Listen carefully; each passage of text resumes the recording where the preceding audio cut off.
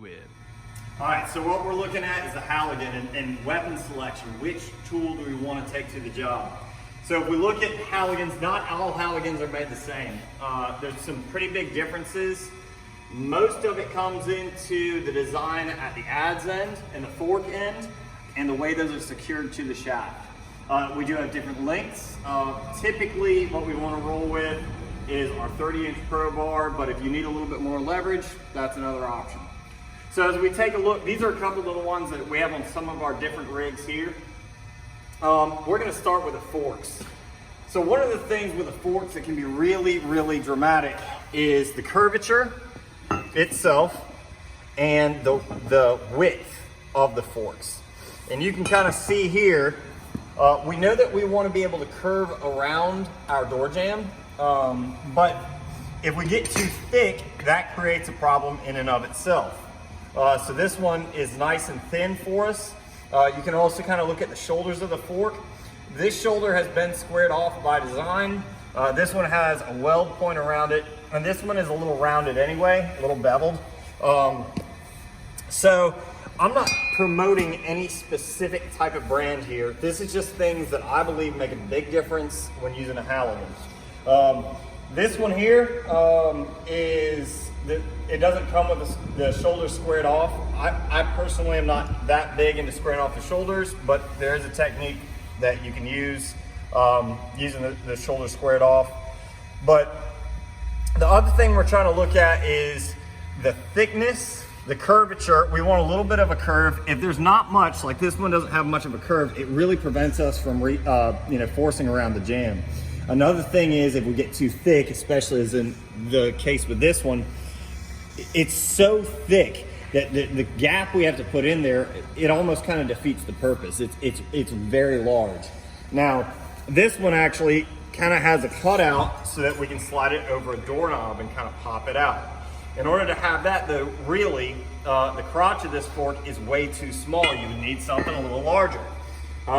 Something like this maybe could fit over a doorknob a little bit better. The truth is, if you're gonna do any kind of modification to a pro bar, a Halligan, you could make that a little bit larger if you wanted to. Once again, that's just not a technique that I would actually rather have my the crotch of the fork end like this, whether it's for pulling hinges or whatever. It's still pretty versatile. So what we're really looking for is low profile. Too big really doesn't work. If it's too straight, that's also a problem. We need a little bit of curvature. In my experience, you just can't beat the design of the pro bar. It's excellent. These shoulders can be squared up. I don't know who makes this one. Let's rotate that about the right way. I don't know who makes this one, but they did a pretty good job squaring up the forks on this. In general, this one is designed pretty well. It's kind of like they reverse engineered the pro bar. But as you can see, it's not without its problems. The advantage to the pro bar, since we're kind of finishing up on the forks here, the advantage to the pro bar, it's all one solid piece. What we get with most other Halligans is that the pieces are welded together or they're pinned together to a solid shaft. So you can see here, the weak point over enough striking, it's gonna break apart that, or it stands the potential to break apart the weld. So that's welded there for the forks. The adze end is the one that got the beating here. It was the one being struck by one of our captains and it broke. You can see this other style has a pin in it. Basically a shear pin that prevents it from coming off. It's just screwed or the pin is inserted straight through the shaft, and that's what holds it together. These are also known for breaking. So now we're going to transition to our adze end. One of the things we're looking for with the adze end is maybe one of the most important things is we want curvature on the adze itself. If a technique that I like to say is forks to the door, and it puts a natural let's just pretend that this is a door. It puts, if I put forks to the door, it puts a natural kind of curve around the door that we need. As opposed to if you have something like this, it's not going to want to curve around the door.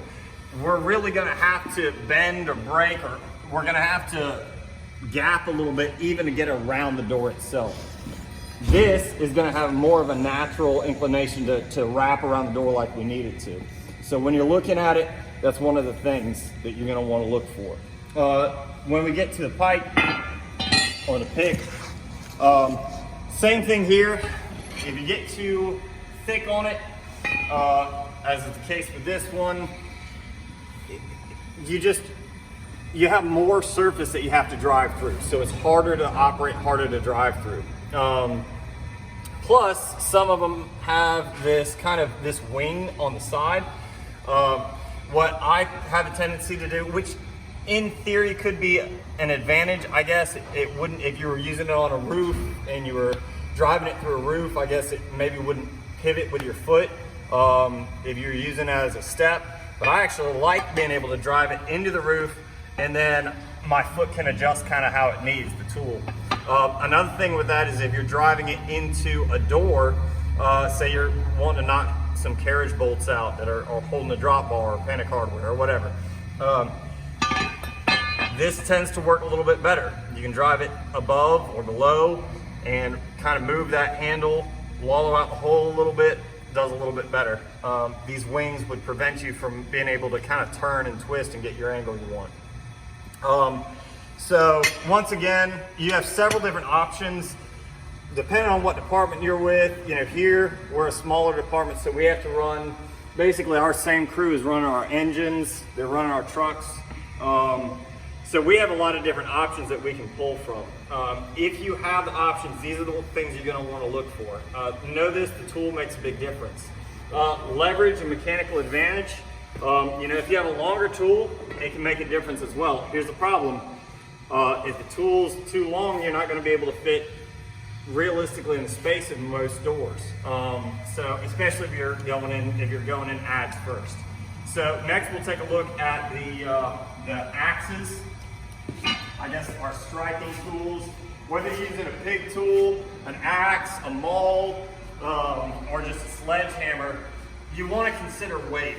Although there's not a correct answer on which weight you necessarily want to go with, 8 tends to be the standard here. We have a 6, 8, and a 12. There's advantages to all three, really. Obviously, the lighter you go, the less you have to carry. The less weight you have to carry, which really doesn't help you at all in life anyway. So go with more weight. Let's get that. The question then becomes between the 8 and the 12. My personal preference is 8-pound axe or pig tool, or any kind of variation. One of the things we want to look for is we want to make sure that we have some kind of handle that'll provide us with a anti-slip. We want to make sure whoever our axe person is has the proper technique. We're not baseball swinging this stuff, so realistically a close grip near the head of the axe. The biggest thing really is our striking surface. Even too when we're selecting an axe, a lot of this is a hardened steel, so as we start to hit it, a lot of times it'll mushroom out. And you can even see with this one, we've taken a grinder and kind of just beveled those edges out. Anytime you do have to deal with that, you can see a little bit here. This one essentially is starting to kind of mushroom out. So just take a grinder, clean up those edges, and that prevents little splinters, metal splinters or metal shavings from going flying. Those will end up in skin and can even go stick into bone. So that's one of the things you want to kind of clean up there. So obviously you want to make sure you have a good handle. Most of ours are hickory. We use boiled linseed oil to treat them. It does take a little bit of time to cure, but it works well. And the only time that we have basically a heavy iron set up. Our heavy irons is a 12-pound. sledgehammer. And basically what we have it for is if you were going into a situation where you had a hotel where you would have a lot of forcible entry that you would want to do. The disadvantage is you're pulling more weight behind you, so you got to consider that. But remember that when you're swinging that tool, the weight of it is going to decrease your workload. So really, in the end, it helps you. It's just carrying it through. So I typically have the Pro Bar married up with an 8-pound axe, and then that's a 30-inch Pro Bar. And then for our heavy, that's where we actually take our 12 pounds and marry it up with our, I think this is a 36-inch Halligan. Not ideal Halligan here, but it's what we have. So those are kind of some of the things that you're going to want to look for when you're selecting Halligan, what you're looking for when you're inspecting. Some of the modifications that you can do. Some of the most popular ones is going to be a notch indicator. Let's see, let me grab this one over here. One of the, basically a depth gauge is what we're looking for. So this one, you can see we have just cut a small nick in, and that indicates when you're into the depth of a standard door. So at that point, your Halligan person would know to apply a little bit of pressure, drive it in, and then you basically have a crotch mark for your forks. You can do the same thing on your adze. You can see this hat used to have it, and that's just the depth mark for your door. And then obviously we don't need a second one because we're just going to drive to the stop on the adze. But those tend to wear off over time. But once again, you can shorten or you can square up your forks. There's several modifications based on use. Some people are putting a carry handle on here, using a piece of chain, a link from a chain here and here. One of the big things you just want to remember when you're using it, you want to prevent shock load to your body. So I like to use the horn as a way to hold or grab it.